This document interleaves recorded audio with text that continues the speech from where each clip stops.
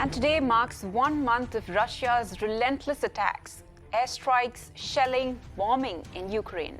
With no end to the bloodshed and devastation, Ukraine President Zelenskyy has called for worldwide demonstrations in support of Ukraine. He urged people to show support to Ukraine to come out on the streets and make themselves visible and heard. Thank everyone who acts in support of Ukraine, in support of freedom, but the war continues. The acts of terror against peaceful people go on. 1 month already. That long. It breaks my heart, hearts of all Ukrainians and every free person on the planet. That's why I ask you to stand against the war, starting from March 24th, exactly 1 month after the Russian invasion.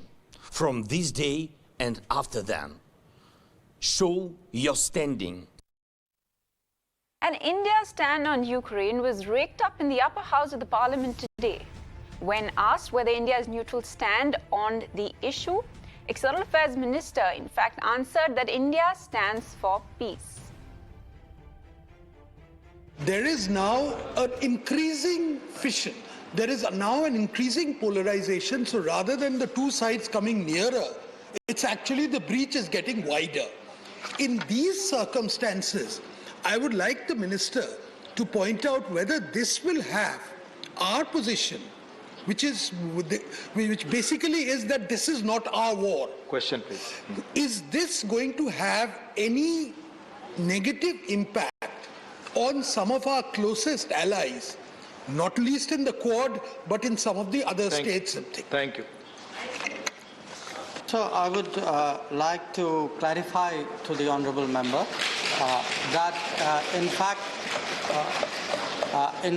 our position is not that this is not our problem. Our position is that we are for peace. That when the Prime Minister spoke to President Putin 3 times, when he spoke to President Zelenskyy twice, the intent of it, obviously at that time the evacuation of students was a very big issue. But there was also a larger conversation on what we could do to lead to encourage a cessation of hostilities and return to diplomacy and dialogue. To some news from around Ukraine, now artists community in Kyiv transformed their art space into a small factory producing bulletproof vests, anti-tank barricades. The community decided to use the space to help in defending the capital. Dozens of volunteers in Odisha filling sandbags that will be used to build barricades in and around the city. Since the beginning of the war, residents of the city have been gathering at the beach to fill, carry and transport bags of sand.